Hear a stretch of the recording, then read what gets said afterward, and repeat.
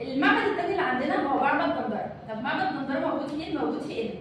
طيب معبد دندره هو اسمه القديم ايون او تنر. طيب يعني مدينه الاله. الاله اللي كانت بتتعبد هناك الاله حتحور، هي اله الحب واله الموسيقى والجمال والامومه عند القدماء المصريين، يعني بمعنى اصح الماما بتاعت المصريين القدماء.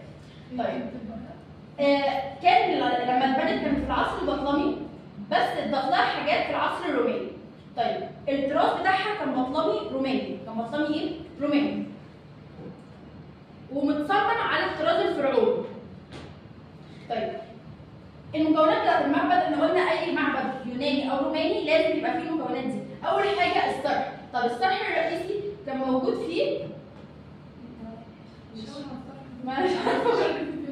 طيب الصرح الرئيسي كان موجود فيه تماثيل او عواميد عليها ايه؟ الراس بتاع الحتحور. اول ما بتخش اصلا من المعبد من بره بتلاقوا العواميد دي الراس بتاع الحتحور مرسومه فوقيه. طيب وفي الفناء المفتوح ده قلنا بيستخدم للاحتفالات، وعندنا قاعة الأعمدة فيها 24 تمثال على رؤوس الملكة حتحور. طيب عندنا قدس الأقداس برضو. طيب في حاجة بقى في ده مش موجودة في اللي قبله، إن في السراديب. السراديب دي كانت تحت الأرض وكانت بتستخدم في الطقوس الدينية أو يخزنوا الأدوات بتاعتهم. دي شكل السرداب، كانوا بينزلوا له بسلالم، يعني في سلم وهما بينزلوا له فيه.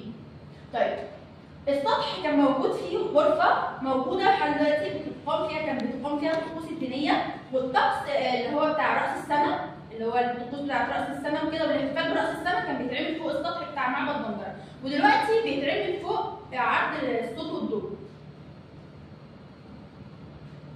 طيب اهم حاجه واهم نقش موجود في معبد دندره هو الزودياك بتاع المعبد، عشان موجود فيه كل الابراج.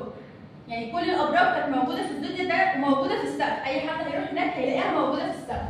طيب وفي المصباح ده حير علماء التكنولوجيا حرفيا، لان هم بيقولوا ان الرمز ده بيرمز لرمز معين، وفي ناس بتقول لا ده هو فعلا